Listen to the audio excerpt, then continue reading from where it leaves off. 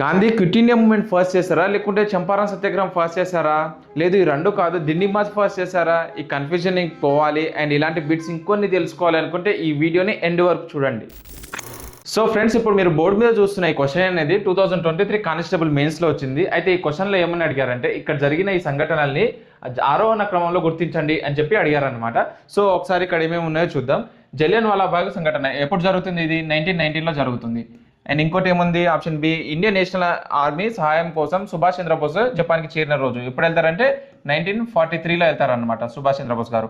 So ఇప్పుడు ఇవన్నీ గుర్తించి మనం వీటిని ఆరోహణ క్రమంలో గుర్తించాలన్నమాట. ఓకేనా? మహాత్మా గాంధీ ద్వారా దండి మార్చ్ ఎప్పుడు జరుగుతుంది? 1930లో జరుగుతుంది.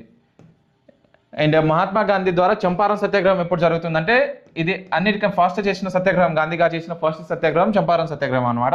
1917లో జరుగుతుంది. అండ్ క్విట్ ఇండియా మూవ్మెంట్ ఎప్పుడు జరుగుతుంది అంటే 1942లో జరుగుతుంది. భగత్ సింగ్, రాజ్గురు, సుఖ్దేవ్లను లాహోర్ జైల్లో ఊరిదీసిన సంఘటన. సో ఇది ఎప్పుడు జరుగుతుంది అంటే 1931 మార్చి 23 నాడు జరుగుతుంది అనమాట. 1931 మార్చి 23 నాడు జరుగుతుంది. సో ఇప్పుడు ఫైనల్లీ మన క్వశ్చన్లో ఏమని అడిగారు? ఈ సంఘటనలన్నింటినీ ఆరోహణ క్రమంలో గుర్తించాలి. అంటే ఫస్ట్ ఇది జరిగింది, ఆ తర్వాత ఇది జరిగింది, అలా మనం గుర్తించుకుంటూ వస్తే తర్వాత మనకు ఆప్షన్స్లో ఒకటి కరెక్ట్ ఆన్సర్ వస్తుంది అనమాట. సో దీని ప్రకారంగా మనం చూసుకుంటే మనకు ఆ కరెక్ట్ ఆన్సర్ వచ్చేసి ఆప్షన్ 1 అనమాట.